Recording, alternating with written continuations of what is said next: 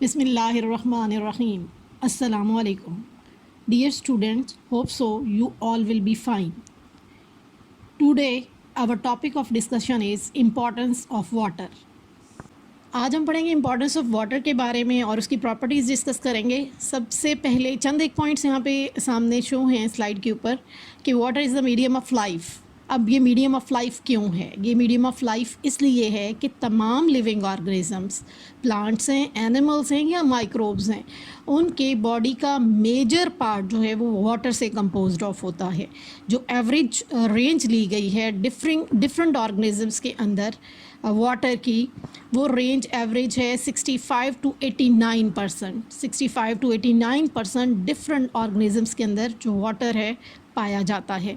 अगर हम human body cell की बात करें तो जो बोन सेल होते हैं ह्यूमन बॉडी के, उनके अंदर 20% वाटर मौजूद होता है, जबकि ब्रेन सेल्स जो होते हैं वो 85% वाटर कंटेन करते हैं। इसके अलावा जितने भी केमिकल रिएक्शंस हैं जो सेल के अंदर हो रहे हैं, मेटाबॉलिक रिएक्शंस हैं या कैटाबॉलिक रिएक्शंस हैं, वो सारे के सारे in the presence of water होते हैं। In the presence of water होना क्यों ज़रूरी है, या वो प्रेजेंस ऑफ वाटर क्यों ज़रूरी है रिएक्शंस के लिए? क्योंकि तमाम रिएक्शंस के अंदर एंजाइम्स इन्वॉल्व होते हैं, और एंजाइम्स जो होते हैं वो हमेशा पानी की मौजूदगी में या एक्वस मीडिया के अंदर क्या करते हैं? एक्ट करते हैं। इसलिए हम कहते हैं कि जितने भी रिएक्शंस हैं सेल के अंदर या लिविंग ऑर्गेनिजम्स के अंदर वो पानी की मौजूदगी में होते हैं। सम टाइम चंद एक बायोकेमिकल रिएक्शंस ऐसे होते हैं जिनमें डायरेक्टली वाटर जो है वो इन्वॉल्व होता है। यहाँ पे एग्जांपल है कि हाइड्रोलिसिस ऑफ द मैक्रोमॉलिक्यूल।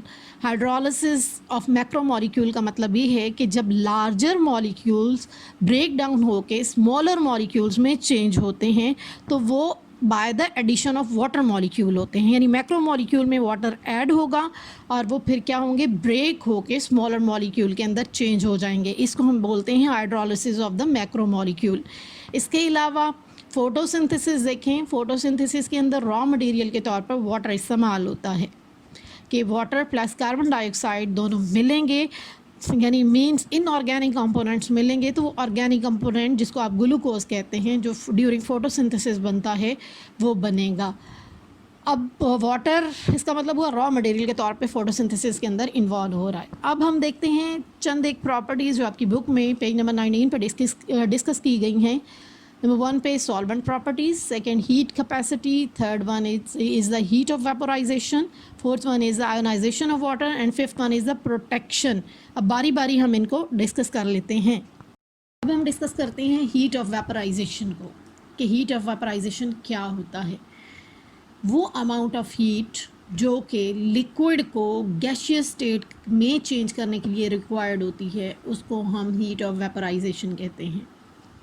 अगर हम इसको प्रॉपरली डिफ़ाइन करना चाहें वाटर के हिसाब से कि वाटर की हीट ऑफ वेपोराइजेशन क्या होती है, तो हम ये कह सकते हैं the amount of energy needed to change 1 gram of a liquid substance to the gaseous और vapour state at the constant temperature.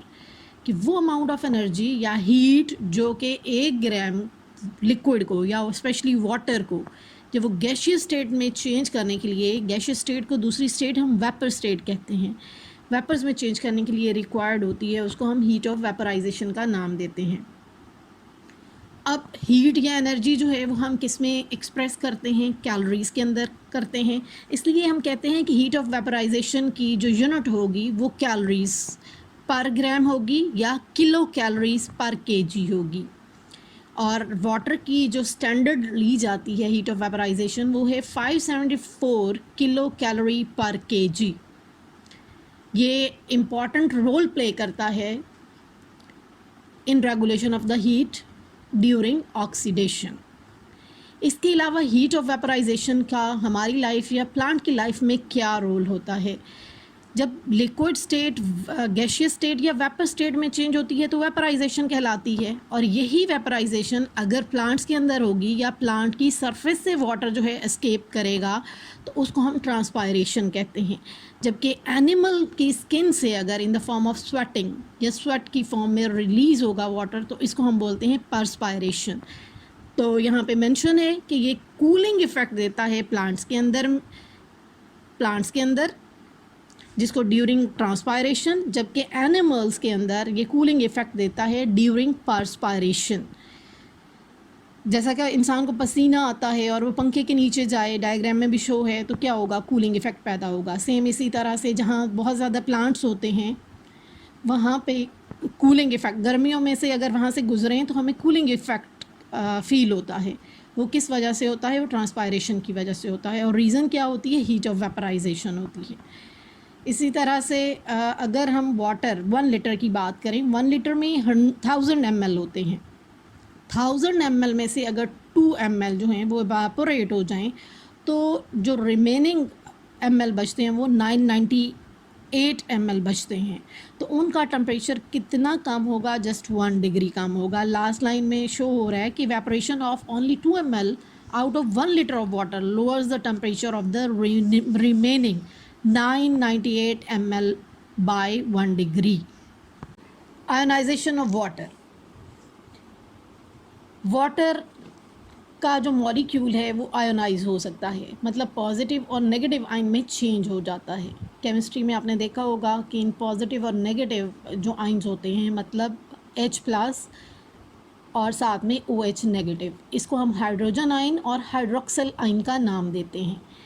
Water लिख के डबल एरो लिख के सामने आइंस लिखे गए हैं कि वाटर जो है वो आयनिक फॉर्म में चेंज हो गया। यहाँ डबल एरो जो है वो रिवर्सिबल रिएक्शन को शो कर रहा है, बट इक्विलिब्रियम मेंटेन होता है इस रिएक्शन के दौरान।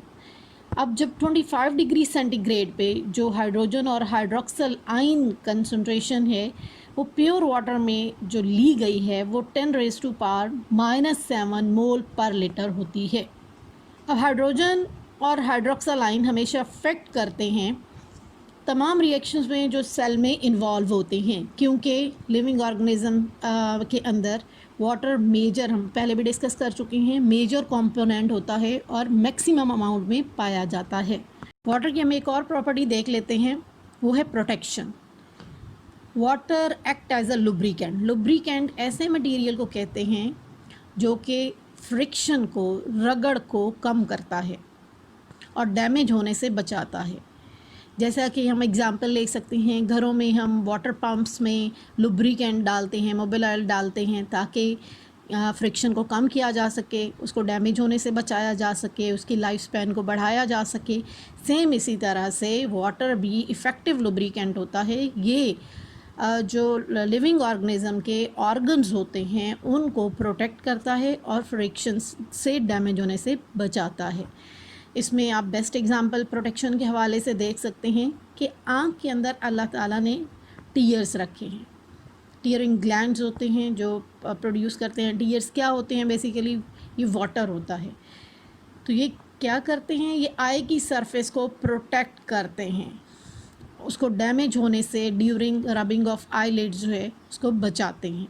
सेम इसी तरह से जो वाटर है वो फ्लूइड कुशन बनाता है अराउंड द ऑर्गन्स, स्पेशली जो हमारे जॉइंट्स होते हैं, बड़े जॉइंट्स होते हैं, जैसे आप नी जॉइंट है आपका, उसमें एक कुशन बनाता है। उसमें आप एग्जांपल ले सकते हैं, साइनोवियल फ्लूइड होता है, वाटर होता है जो कुशन, फ्लूइड कुशन बना के प्रोटेक्शन प्रोवाइड करता है और रेजिस्टेंस अगेंस्ट द फ्रिक्शन देता है, और इस तरह से डैमेज होने से या ट्रोमा से जो ऑर्गन्स होते हैं वो महफूज रहते हैं।